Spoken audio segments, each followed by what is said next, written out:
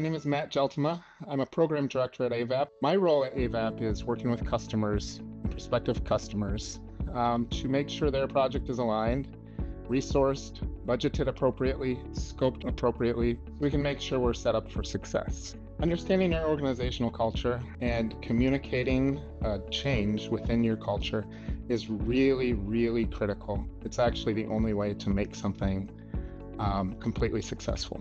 You can have the best fit, best technology, most cost-effective solution, best solution on paper and by logic, but if your culture doesn't embrace it, your project will fail.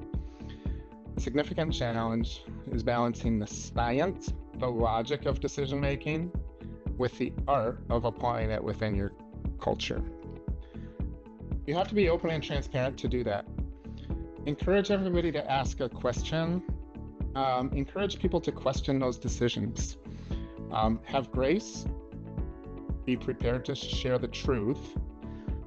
Once a decision is made, assuming it's a sound decision, stick by it. Always be willing to ask questions. Always be willing to say, I know this is hard. I know there are some things about this that might not be perfect for everyone, but they're right for the organization. And then ask people to join you, to be on board.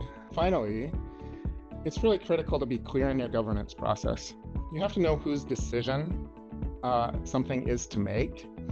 You have to know whose decision it is to make, but you also have to know, and this is some of the art of governance, who the people are who have the voices that everybody else listens to.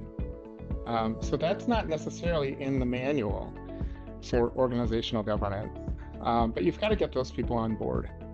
I found it's really helpful actually to find some of those squeaky wheels, include them intentionally in your decision-making process. Sometimes that's kind of hard. Sometimes it's frustrating and feels like it's just going to slow the process down. But it's certainly going to bring your culture on board if you can convince your toughest internal folks on a change and get them in your court.